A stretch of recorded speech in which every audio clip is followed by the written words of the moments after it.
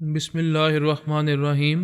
گمنام ہیروز کے معزز ناظرین، السلام علیکم۔ آئیے چلتے ہیں کہانی کی طرف۔ فرمان غسل سے فارغ ہو کر کمرے میں آیا۔ وہ بولی، پتا جی کہہ رہے ہیں تمہیں کوئی خطرہ پیش آ سکتا ہے، آج ہم ہوٹل سے باہر نہیں جائیں گے، کل صبح تک اسی کمرے میں رہیں گے اور پتا جی بھی ہمارے ساتھ یہاں رہیں گے۔ وہ ناگواری سے بولا، اپنے دوسرے میکے والوں کو بھی بلا لو، میں دوسرے کمرے میں چلا جاؤں گا۔ تم تو ناراض ہو گئے، پتا جی تمہاری رکشا کرنا چاہتے ہیں، اس میں ہماری بھلائی ہے۔ میں مرد ہوں، اپنی اور تمہاری حفاظت کر سکتا ہوں۔ یہ کیسی شرمناک بات ہے کہ تمہارا باپ خیال خوانی کے ذریعے ہماری تنہائی میں موجود رہے گا۔ تمہارے چنڈال باپ کے پاس عقل نام کی کوئی چیز ہے یا نہیں، اسے جانے کو کہو۔ چنڈال جوگیا نے بیٹی کی زبان سے کہا، تم میری توہین کر رہے ہو۔ اگر میری بیٹی تمہاری دیوانی نہ ہوتی تو میں ابھی کالے منتروں سے تمہیں جلا کر بسم کر دیتا۔ میں بہت ضروری باتیں کرنا چاہتا ہوں، کیا تم مجھے اپنے دماغ میں آنے دو گے؟ سوری، تمہیں ایک بات سمجھا دوں کہ مجھے احمق نہ سمجھنا، مجھ سے دور کی دوستی رکھو۔ میں اس لیے دوستی رکھوں گا کہ تم انیتا کے باپ ہو۔ مجھے کوئی ضروری بات کرنی ہے تو انیتا کے اندر رہ کر اسی طرح بولتے رہو۔ ایک ضروری بات یہ پوچھنا چاہتا ہوں، کیا فرحاد علی تیمور اور اس کی بیٹی علی سے کوئی رشتہ رکھو گے؟ میری ان لوگوں سے کوئی رشتہ داری نہیں تھی، علی سے صرف دوستی رہی تھی۔ علی تمہیں ہم سے چھین لینے کی کوشش کرے گی، کیا تم انیتا کو چھوڑ کر چلے جاؤ گے؟ میں کوئی کھلونا نہیں ہوں کہ مجھے چھین لیا جائے۔ انیتا میری محبت ہے، میں آخری سانس تک اسے نہیں چھوڑوں گا۔ انیتا خوش ہو کر اسے دیکھنے لگی۔ چنڈال جوگیا نے اس کی زبان سے کہا، اس کا باپ بہت ہی خطرناک ہے، اس کی خیال خوانی کے آگے سبھی ٹیلی پیتھی جاننے والوں کے قدم اکھڑ جاتے ہیں، وہ تمہیں اپنا غلام بنا لے گا۔ فرحاد اور اس کے ٹیلی پیتھی جاننے والے کسی کو جبرن اپنا غلام نہیں بناتے ہیں، جو ان سے دشمنی کرتا ہے اس کے خلاف سخت کارروائیاں کرتے ہیں۔ میں علی کی دوستی سے انکار کروں گا اور انیتا کے ساتھ خوش رہوں گا تو وہ میری طرف کبھی نہیں آئیں گے۔ پتا جی، اپنا سکہ کھوٹا نہیں ہے، میرا انیل کسی حالت میں میرا ساتھ نہیں چھوڑے گا۔ فرمان نے کہا، تم خواہ مخواہ اندیشوں میں مبتلا ہو اور کتنے سوال کرو گے؟ کوئی سوال نہیں کروں گا، تمہیں سمجھاؤں گا، اسی کمرے میں رہو، باہر نہ جاؤ۔ بند کمرے میں بھی شامت آ جاتی ہے، میرا باہر جانا ضروری ہے، یہ میرا ایک ہی لباس رہ گیا ہے، میری ضرورت کی اور بھی بہت سی چیزیں ہیں، مجھے خریداری کے لیے بازار جانا ہوگا۔ انیتا نے کہا، میں بھی اسنان کر کے آتی ہوں، پھر ہم چلیں گے۔ پتا جی آپ جائیں، پھر کسی وقت آ جائیں۔ وہ اپنے بدن کو چادر میں چھپاتی ہوئی باتھ روم میں چلی گئی۔ چنڈال جوگیا دماغی طور پر اپنی جگہ حاضر ہو کر سوچنے لگا، بیٹی و دماد کو کبھی کبھی آزاد چھوڑنا ہی ہوگا، یہ مجھے بے شرم کہنے لگے ہیں، میری محبت کو نہیں سمجھتے کہ میں ان کی سلامتی کے لیے اور ان کی نگرانی کرنے کے لیے آتا رہتا ہوں۔ اس کے پاس ایک چھوٹا سا ڈبہ رکھا ہوا تھا، اس کے اندر ایک پانسا تھا۔ اس نے ڈبے کو اچھی طرح ہلا کر اپنے سامنے پانسا پھینکا، اوپر 3 کا عدد آیا۔ وہ پریشان ہو کر بڑبڑانے لگا، انیل کے نام سے جب بھی پانسا پھینکتا ہوں 3 کا عدد آتا ہے، 3 تگاڑا کام بگاڑا، کچھ گڑبڑ ہونے والی ہے، مجھے اس کی رکشا کے لیے چپ چاپ انیتا کے دماغ میں رہنا ہوگا۔ کم وقت میری بیٹی کے ساتھ کیسی کیسی حرکتیں کرتا رہتا ہے، مجھے وہاں نہیں رہنا چاہیے مگر کیا کروں، مجبوری ہے۔ دوسری طرف پہاڑی کے غار میں جوگی بڑبولا اپنے جنتر منتر میں لگا ہوا تھا، وہ بھی پانسا پھینک رہا تھا، اس کے سامنے بھی 3 کا عدد آ رہا تھا۔ وہ زہریلا بڑبڑانے لگا، میں اس ٹیلی پیتھی جاننے والے کو پھانسنا چاہتا ہوں مگر زبردست رکاوٹیں ہیں، یہ معلوم نہیں ہو رہا ہے کہ وہ کیسی رکاوٹیں ہوں گی۔ ٹیکسی ڈرائیور نے اسے صرف اتنا بتایا تھا کہ وہ ہوٹل میں آنے والا شخص ٹیلی پیتھی جانتا ہے اور ایک خوبصورت جوان لڑکی کے ساتھ ہے۔ ڈرائیور ان کا نام بھی نہیں جانتا تھا۔ جوگی بڑبولا کو فرمان اور انیتا کا نام معلوم ہوتا تو وہ بدک جاتا، ہوشیار ہو جاتا، یہ سمجھ لیتا کہ جس چنڈال جوگیا کے خلاف محاذرائی کر رہا ہے اسی کی بیٹی اس ٹیلی پیتھی جاننے والے شخص کے ساتھ ہے۔ وہ تھوڑی دیر تک سوچتا رہا، پھر اٹھ کر کھڑا ہو گیا۔ اس نے ایک طرف رکھے ہوئے ہینڈ بیگ کو اٹھایا، پھر تیزی سے چلتا ہوا غار سے باہر آ گیا۔ غار کے باہر اس کی 2 گھوڑوں والی ایک بگی کھڑی رہتی تھی، وہ اس میں بیٹھ کر ہوٹل کی طرف جانے لگا۔ وہ اس شہر میں اور آس پاس کے علاقوں میں بہت مشہور تھا، کبھی کسی ضرورت سے شہر میں آتا تھا اور بڑی شان سے 2 گھوڑوں والی خوبصورت سی بگی میں بیٹھ کر مختلف مقامات سے گزرتا تھا تو اسے دیکھ کر مرد، عورتیں، بچے اور بوڑھے عقیدت سے ہاتھ جوڑ کر جھک جھک کر پرنام کرتے تھے۔ اس وقت بھی وہ شہر کی سڑکوں سے گزر رہا تھا اور لوگ عقیدت سے اس کے سامنے جھک رہے تھے۔ وہ بگی ہوٹل کے سامنے آ کر رک گئی۔ ہوٹل کا مالک دوڑتا ہوا اس کے سامنے آ کر ہاتھ جوڑ کر بولا، بڑبولے مہاراج کی جے ہو، آپ نے یہاں آنے کا کشٹ کیا، آپ حکم دیتے تو میں آپ کے چرنوں میں چلا آتا۔ وہ بولا، ہم کھلی ہوا میں سانس لینا چاہتے تھے اور تمہارے ہوٹل کی چائے پینے کو جی چاہ رہا تھا، اس لیے چلے آئے۔ اسی وقت وہ ڈرائیور بھی وہاں آ گیا، اس سے بولا، مہاراج میں آپ کی کیا سیوا کروں؟ اس نے کہا، ہمارے ساتھ آؤ۔ وہ ہوٹل کے مالک کے ساتھ اندر آئے۔ جوگی بڑبولے نے مالک سے کہا، تم چائے کے لیے کہو، ہم تھوڑی دیر تک اکیلے رہنا چاہتے ہیں۔ ہوٹل کا مالک چلا گیا۔ بڑبولے نے ڈرائیور سے کہا، وہ ٹیلی پیتھی جاننے والا کون ہے اور اس کے ساتھ لڑکی کون ہے، ان کے نام معلوم کرو اور مجھے ان کی صورت دکھاؤ۔ ड्राइवर ने काउंटर गर्ल के पास जाकर कहा, मैं आज सुबह 10 बजे 2 पैसेंजर को यहाँ लाया था। एक जवान मर्द था और एक जवान लड़की साड़ी पहने हुए थी। महाराज बड़ बोले, इनके नाम पूछ रहे हैं और वो किस कमरे में हैं। काउंटर गर्ल ने रजिस्टर पर उंगली रखकर कहा, आज सुबह से वही दोनों आए हैं। इनमें से एक का नाम अनिल शर्मा है और लड़की का नाम अनीता शर्मा। वो रूम नंबर 130 में है। ड्राइवर ने जोगी बड़बोले के पास आकर उनके नाम बताए। वो ज़ेरे बुड़बुड़ाया, अनीता शर्मा तो चंडाल जोगिया की बेटी का नाम है, क्या ये वही है या कोई दूसरी लड़की है? उसकी सूरत देखनी होगी, भगवान करे ये चंडाल की बेटी ना हो। वो वहाँ से उठते हुए ड्राइवर से बोला, मेरे साथ आओ, इनके दरवाजे पर जाकर पूछो वो बाहर घूमने फिरने जाएंगे या नहीं, मैं तुमसे दूर खड़ा रहूँगा। वो लिफ्ट के जरिए दूसरी मंजिल पर आए। ड्राइवर ने रूम नंबर 130 के दरवाजे पर दस्तक दी। जोगी बड़ बोला वहां से दूर जाकर खड़ा हो गया। दस्तक देते ही दरवाजा खुल गया। अनीता ने ड्राइवर को देखकर कहा, अच्छा हुआ तुम आ गए, हम शॉपिंग के लिए मार्केट जाना चाहते हैं और कहीं घूमने फिरने की खूबसूरत जगह हो तो वहाँ भी हमें ले चलो। Come on Anil. फरमान इसके साथ बाहर आया। वो दरवाजे को लॉक करके ड्राइवर के साथ नीचे जाने लगी। जोगी बड़ बोला अनीता को देखकर परेशान हो गया था। अब समझ में आ रहा था पांसा फेंकने से बार बार 3 नंबर क्यों आ रहा था। मेरे रास्ते में कमीनी चंडाल की बेटी आ गई है। जोगिया इसके और अनिल के अंदर आता रहता होगा। मैं कोई दुश्मनी करूंगा तो उसे खबर हो जाएगी। उसने फोन के जरिए अपने एक चेले से कहा, टैक्सी ड्राइवर गंगू एक सवारी लेकर बड़ी मार्केट की तरफ जा रहा है। उसकी टैक्सी में एक मर्द के साथ एक नौजवान खूबसूरत लड़की है। इस लड़की को खत्म कर दो। इसके चेले ने कहा, बड़भोले महाराज की जय हो, मैं अपने आदमियों के साथ अभी मार्केट जा रहा हूँ, उसे गोली से उड़ा दूंगा। बहुत होशियारी से काम करना, इस मामले में कभी मेरा नाम जुबान पर ना लाना, पुलिस के हाथ ना लगना।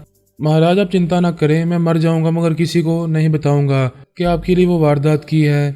वो फोन बंद करके होटल से बाहर आया, फिर 2 घोड़ों की बग्गी में बैठकर बड़ी मार्केट की तरफ जाने लगा। अनीता और फरमान मार्केट में थे और अपनी ज़रूरत की चीज़ें खरीद रहे थे। ड्राइवर गंगू पार्किंग में टैक्सी के पास खड़ा हुआ था। विक्रम दादा अपने 4 गुंडों के साथ आया। गंगू से बोला, हमें बड़भोले महाराज ने भेजा है। वो कह रहे थे कि तुम्हारी गाड़ी में एक मर्द और जवान लड़की बैठे हैं, ये तो खाली है, वो दोनों कहाँ गए? क्या वो वापस आएंगे? हाँ भी वो खरीदारी करके आएंगे, महाराज ने तुम्हें इनसे मिलने को कहा है। हाँ इस लड़की को ठिकाने लगाना है। वो परेशान होकर बोला, विक्रम दादा ये क्या बोल रहे हो? क्या ऐसा महाराज ने कहा है? और क्या तू नहीं जानता खूबसूरत लड़कियां मेरी कमजोरी हैं। पहले मैं उनकी सुंदरता की ऐसी की तैसी करता हूँ, फिर उन्हें ठिकाने लगाता हूँ, लेकिन ये महाराज का शिकार है, मैं उसे हाथ नहीं लगाऊंगा, दूर से छुपकर गोली मार दूंगा। विक्रम दादा ने अपने हवारियों से कहा, तुम लोग यहाँ टैक्सी के करीब इधर उधर अनजान बनकर रहो, वो मेरे निशाने से बचे तो तुम इसे छुरा घूम देना। वो सब इधर उधर चले गए।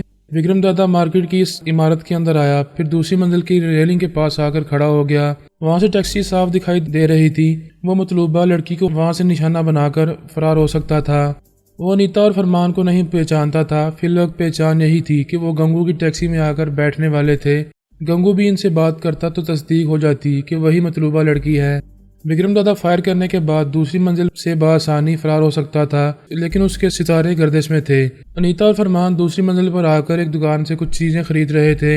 ऐसे ही वक्त एक शख्स अपनी बीवी के साथ कुछ सामान उठाए हुए इस टैक्सी के पास आया। फिर ड्राइवर गंगू से बोला, हमें ठाकुर की हवेली में जाना है। गंगू ने कहा, साहब ये टैक्सी रिजर्व है, आप किसी दूसरी टैक्सी में चले जाएं।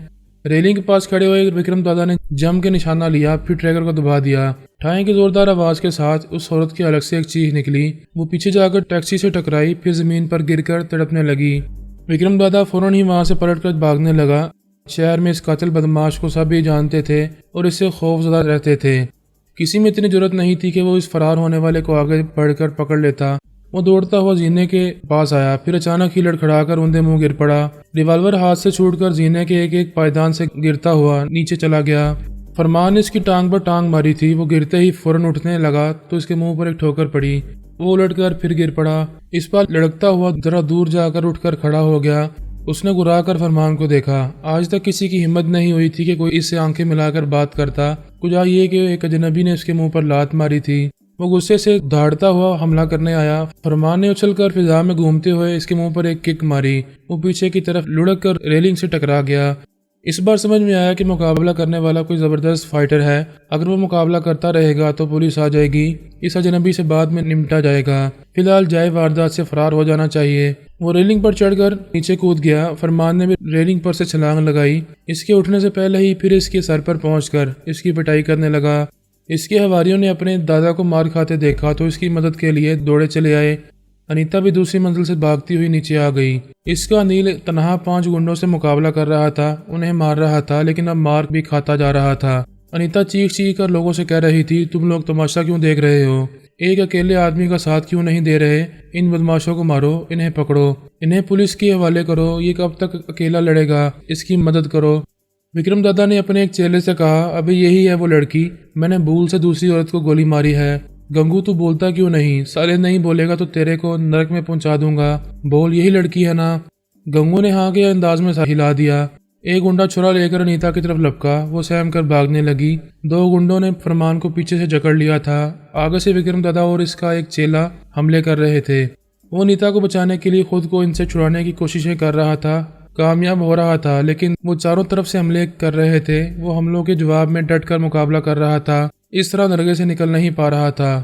انیتا اس چھرے والے سے بچنے کے لیے ادھر ادھر بھاگ رہی تھی۔ چنڈال جو گیا اس کے دماغ میں تھا، اسے بچانے کے لیے پریشان ہو رہا تھا۔ اس کے اندر چیخ کر بول رہا تھا، بیٹی اس بدماش کو بولنے پر مجبور کرو، اس سے کچھ بولو تب وہ بھی بولے گا، میں فوراً اس کے دماغ میں آ کر تمہیں بچا لوں گا۔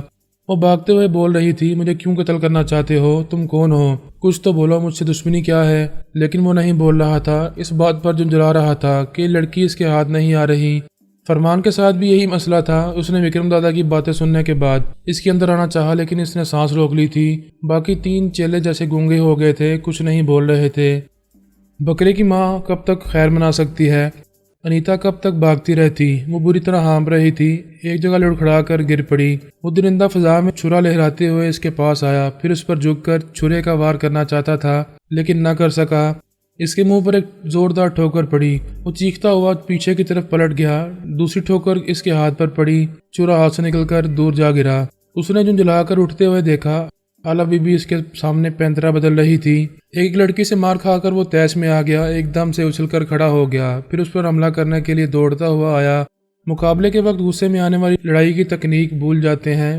پھر خالہ بی بی نے تو بابا صاحب کے ادارے میں زبردست ٹریننگ حاصل کی تھی۔ وہ گنڈا اس کے سامنے ایک تنکے کی طرح تھا، وہ اسے پھونکوں میں اڑانے لگی۔ اس کے 2 ساتھیوں نے دور سے اپنے ساتھی کو مار کھاتے دیکھا تو دوڑتے ہوئے وہاں آ گئے۔ ان کی بشامت آ گئی۔ وہ سونیا کی بیٹی تھی، بجلی کی طرح ادھر سے ادھر لپکتی تھی۔ اس نے 2-4 حملوں میں ہی ان کے ہوش اڑا دیے۔ ادھر فرمان کے مقابلے میں اب 2 ہی دشمن رہ گئے تھے، وہ ان دونوں پر بھاری پڑنے لگا۔ پولیس ہمیشہ دیر سے پہنچتی ہے، وہاں بھی دیر سے پہنچی، مگر پہنچ گئی۔ وکرم دادا اور اس کے چیلوں کو گرفتار کر لیا گیا۔ جوگی بڑ بولا دور اپنی بگی میں بیٹھا دیکھ رہا تھا، سمجھ گیا تھا کہ اب اس کا داؤ وہاں نہیں چلے گا۔ چنڈال کی بیٹی بچ گئی ہے، اب وہ چنڈال گنڈوں کے اندر جا کر معلوم کر لے گا کہ اس کی بیٹی پر قاتلانہ حملہ کیوں کیا گیا تھا اور کس نے یہ حملہ کرایا تھا۔ اب یہ بات چھپنے والی نہیں تھی۔ یوگا جاننے والا وکرم دادا مار کھاتے کھاتے بری طرح زخمی ہو گیا تھا۔ وہ چنڈال کو اپنے دماغ میں محسوس نہ کر سکا۔ اس کے چور خیالات نے بتا دیا کہ جوگی بڑ بولا انیتا کو ہلاک کرنا چاہتا ہے۔ اس نے تیش میں آ کر جوگی بڑ بولے کے اندر آنا چاہا، اس نے سانس روک لی۔ ادھر انیتا نے آسان مندی سے آلہ بی بی کو کہا، تم نہ آتی تو وہ مجھے جان سے مار ڈالتا، میں کس منہ سے تمہارا شکریہ ادا کروں۔ فرمان نے کہا، علی میں سمجھ رہا تھا تم خیال خوانی کے ذریعے انیتا کو نقصان پہنچاؤ گی، لیکن تم نے اس کی جان بچا کر دوستی اور محبت کا ثبوت دیا ہے۔ علی نے کہا، یہ انیتا نہ ہوتی کوئی اور ہوتی تب بھی میں اس کی جان بچاتی، اب تمہاری جان بچانا بھی میرا فرض ہے۔ وہ مسکراتے ہوئے بولا، میرے لیے کوئی خطرہ نہیں ہے، تم میری فکر نہ کرو۔ تمہارے لیے ہی تو خطرہ ہے، لیکن تم سمجھ نہیں پا رہے، میں تمہیں سمجھاؤں گی، یہاں سے چلو۔ اسی وقت جوگی بڑ بولا دوڑتا ہوا آیا، پھر علی سے بولا، بیٹی تم بہت بہادر ہو، میں دیکھ رہا تھا تم تنہا 3 گنڈوں سے لڑ رہی تھی، بھگوان کے لیے مجھے بچاؤ۔ علی نے پوچھا، تمہیں کیا ہوا ہے؟ چنڈال جوگیا سمجھ رہا ہے کہ میں نے اس کی بیٹی پر قاتلانہ حملہ کرایا ہے، میں نے ایسا نہیں کیا ہے، میں بالکل بے قصور ہوں۔ علی و فرمان سچائی معلوم کرنے بیک وقت اس کے دماغ میں آئے۔ وہ سانس روک کر فرمان سے بولا، میں جانتا ہوں تم خیال خوانی کرتے ہو، میرے دماغ میں نہ ہو، وہ چنڈال بھی میرے اندر آ کر زلزلے پیدا کرے گا۔ فرمان نے کہا، تم چنڈال سے نہ ڈرو، میں اسے دشمنی سے روک دوں گا، مجھے اپنے خیالات پڑھنے دو۔ وہ پریشان ہو کر بولا، میرے اندر آنے کی ضد نہ کرو، تم نہیں جانتے چنڈال میرا جانی دشمن ہے۔ علی نے پوچھا، تم سیدھی طرح دماغ میں آنے دو گے یا نہیں؟ آنے دو گے یا تمہاری پٹائی کروں؟ بولو لات جوتے کھاؤ گے؟ اس نے بے بسی سے علی اور فرمان کو دیکھا۔ ان دونوں نے اس کے اندر آ کر مختصر سے خیالات پڑے۔ فرمان نے کہا، اچھا تو تم نے وکرم دادا کو انیتا کے قتل کے لیے یہاں بھیجا تھا، یہ سارے فسادات کی جڑ تم ہو، تمہیں انیتا سے کیا دشمنی ہے؟ اس کے جواب دینے سے پہلے علی نے کہا، یہ معلوم کر کے خوشی ہوئی کہ تم چنڈال جوگیا کے دشمن ہو، بس اب تم بے فکر رہو، وہ میرا بھی دشمن ہے، میرے ہوتے ہوئے اس کا باپ بھی تمہیں نقصان نہیں پہنچائے گا، تمہیں کچھ ہوا تو انیتا کو نقصان پہنچے گا۔ فرمان نے تعجب سے پوچھا، یہ تم کیا کہہ رہی ہو؟ تم نے انیتا کی جان ابھی بچائی ہے اور اب اس کے خلاف بول رہی ہو؟ علی نے کہا، انیتا کی بہتری اسی میں ہے کہ یہ تمہیں چھوڑ کر اپنے باپ کے پاس چلی جائے، میں اس کا جادو تم پر چلنے نہیں دوں گی۔ وہ بولا، علی میں تم سے صاف صاف کہہ دوں، میں نے تم سے صرف دوستی کی تھی، انیتا میری محبت ہے، میری جان ہے، میرے ساتھ رہے گی، یہ تم نہیں بول رہے ہو، اس کے باپ کا جادو بول رہا ہے، جب یہ جادو سر سے اتر جائے گا تو تم خود ہی انیتا کو دودھ کی مکھی کی طرح نکال کر پھینک دو گے، تب تک میں اس کے جادو کا توڑ کرتی رہوں گی، بہتر ہے بحث نہ کرو، یہاں سے چلو اور اسے ہوٹل میں چھوڑ دو۔ چنڈال جوگیا نے علی سے کہا، میں بہت دیر سے تمہاری بکواس سن رہا ہوں، تم مرنے کے لیے یہاں آئی ہو، اب واپس نہیں جا سکو گی۔ اس کی بات ختم ہوتے ہی علی نے ایک زوردار ہاتھ انیتا کے منہ پر رسید کیا، اس کے حلق سے کراہ نکلی، وہ چکرا کر گری اور بے ہوش ہو گئی۔ فرمان نے غصے سے تل ملا کر علی پر حملہ کیا، وہ اچھل کر ایک طرف ہو گئی، پھر بولی، میں نے اسے بے ہوش کر دیا ہے، تم نے اس پر ہاتھ کیوں اٹھایا؟ اس نے پھر حملہ کیا۔ وہ پھر بچتے ہوئے بولی، اب وہ چنڈال اس کے دماغ میں آ کر مجھے چیلنج نہیں کر سکے گا، ہم اسے ہوٹل میں چھوڑ کر یہاں سے جائیں گے، میں تمہارے ساتھ نہیں جاؤں گا۔ اس پر فرمان نے فضا میں اچھل کر فلائنگ کک مارنی چاہی، اس نے جھک کر اسے اپنے سر پر سے اچھال کر دوسری طرف پھینکتے ہوئے کہا، تمہیں پتا ہے کہ میں نے بابا صاحب کے ادارے میں کیسی ٹریننگ حاصل کی ہے، تم تھک جاؤ گے، ہانپنے لگو گے، لیکن مجھے ہاتھ بھی نہیں لگا سکو گے، میری مجبوری یہ ہے کہ تمہیں زخمی نہیں کرنا چاہتی، اس طرح تمہارا دماغ کمزور ہوگا تو وہ چنڈال جوگیا تمہارے اندر آ جائے گا، ہماری آپس کی لڑائی میں اسے فائدہ پہنچے گا، وہ تمہارے دماغ پر قبضہ جما لے گا۔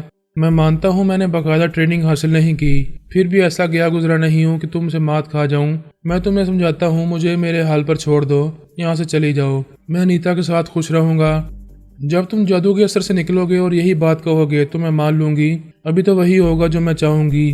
فرمان نے اس بار اچانک حملہ کیا، لیکن وہ غافل نہیں تھی، اس نے پہلی بار فرمان کے منہ پر ایک گونسا رسید کیا، وہ لڑکھڑا کر پیچھے گیا۔ علی نے الپا کو مخاطب کیا، سسٹر تھوڑی دیر کے لیے آ جاؤ، فرمان کے دماغ پر قبضہ جماؤ تاکہ دشمن اس پر حاوی نہ ہو سکے، تم اس کے اندر آ کر ہمارے تمام حالات معلوم کر سکو گی، میں اسے کمزور بنا رہی ہوں۔ یہ کہتے ہی اس نے فرمان پر حملے شروع کر دیے، وہ ایک دم سے بکھلا گیا، علی کے اندر جیسی بجلی بھری ہوئی تھی، کبھی ادھر سے کبھی ادھر سے وہ بجلی فرمان پر گر رہی تھی، اس کی سمجھ میں نہیں آ رہا تھا کہ کیسے اپنا بچاؤ کرے، کچھ سمجھنے سے پہلے ہی وہ چکرا کر گر پڑا، چنڈال جوگیا اس کے دماغ میں آیا، لیکن الپا اس سے پہلے اس کے اندر پہنچ چکی تھی۔ طیارے میں خاموشی تھی، سکون تھا، کچھ مسافر نیم دراز ہو کر آرام سے سو رہے تھے، کچھ خاموش بیٹھے ہوئے تھے یا اخبار اور رسالے پڑھ رہے تھے، اور کچھ ایک دوسرے سے باتیں کر رہے تھے۔ سونیا سر جھکائے اپنے حالات پر غور کر رہی تھی، ادران سے ملاقات ہونے کے بعد یہ یقین ہو گیا کہ وہ جلد ہی اپنے شوہر اور بچوں تک پہنچ جائے گی، یہی کیا کم تھا کہ وہ اپنے پوتے تک پہنچ گئی تھی اور وہی پوتا اس کی رہنمائی کرنے والا تھا۔ اس نے سر گھما کر اس ننھے فرشتے کو دیکھا، وہ سیٹ پر نیم دراز تھا، اتنی سی عمر میں دشمنوں کے درمیان رہ کر بھی بڑی بے فکری سے سو رہا تھا، اسے نہ فکر تھی نہ پریشانی تھی کہ دشمن اس کے خلاف کیسے کیسے جان لیوا اقدامات کریں گے۔ نیند میں اس کی معصومیت اتنی پرکشش تھی کہ سونیا اسے چومنے کے لیے جھکنے لگی، ایسے ہی وقت اس نے آنکھیں کھول کر اسے دیکھا، پھر کہا، گرینڈ مما خطرہ۔ عدنان کی زبان سے خطرے کا لفظ سنتے ہی سونیا الرٹ ہو گئی، وہ اپنے پوتے کے بارے میں یہ یقین کر چکی تھی کہ اسے آگہی حاصل ہوتی ہے اور اسی کے مطابق وہ بڑے بڑے کام کر گزرتا ہے، پھر ایک بچے کی طرح نارمل ہو جاتا ہے۔ سونیا اس پر جھکی ہوئی تھی، اس کے سر پر ہاتھ پھیرتے ہوئے بولی، بیٹے کس قسم کا خطرہ ہے؟ ان کے ہاتھوں میں ہتھیار تھے، میں نے ابھی خواب میں دیکھا ہے، میں پھر خواب دیکھوں گا۔ اس نے پھر آنکھیں بند کر لیں، وہ اپنی سیٹ پر سے اٹھ کر آگے پیچھے دور تک دیکھنے لگی، ہر طرف خاموشی تھی، سکون تھا۔ اس کے پوتے نے کہا تھا کہ ان کے ہاتھوں میں ہتھیار تھے، کیا وہاں ایک یا ایک سے زیادہ مسافروں نے اپنے پاس ہتھیار چھپا رکھے تھے؟ اگر ایسا ہے تو تمام مسافروں کو تاڑنا چاہیے، اور اگر وہ نظروں میں آ جائیں تو ان پر فوراً قابو پانا چاہیے۔ وہ مسافروں پر نظریں ڈالتے ہوئے ایک ایک قطار سے گزرتے ہوئے ایسے دیکھ رہی تھی جیسے اس کی آنکھیں ایکس رے مشین ہوں اور وہ ان سب کو اندر تک دیکھ رہی ہو۔ जहाज में एक सिरे से दूसरे सिरे तक बैठने वालों के पास कुछ नहीं था। वो एक एक की जामा तलाशी नहीं ले सकती थी। उनके चेहरों से, इनकी गुफ्तगू से और इनके उठने बैठने से अंदाजा कर रही थी कि वो सब आम से पुरअमन शहरी हैं। वहाँ तकरीबन 150 मुसाफिर थे। हर एक के बारे में अंदाजा दुरुस्त नहीं हो सकता था। इसने पायलट कैबिन के दरवाजे पर दस्तक दी। दूसरी तरफ से खामोशी रही। दूसरी दस्तक पर दरवाजा से जरा सा खुला। एक स्टीवर्ड ने झांक कर पूछा, यस मैडम। वो बोली, जहाज कैसे उड़ाए जाते हैं? मैं अंदर आकर देखना चाहती हूँ। सॉरी मैडम, अभी हम परवाज के सिलसिले में परेशान हैं, प्लीज़ आप डिस्टर्ब ना करें। आप परेशान क्यों हैं? क्या परवाज नॉर्मल नहीं है? क्या किसी तरह का खतरा पेश आ सकता है? ऐसी कोई बात नहीं है, आप परेशान ना हो। हमारा एक टेक्निकल मसला है, हम आपको समझा नहीं सकते, आप आराम से बैठें। उसने पहले की तरह दरवाजे को अंदर से बंद कर लिया। वो वहाँ से पलट कर कुछ सोचती हुई आहिस्ता आहिस्ता चलकर अपनी सीट पर बैठ गई।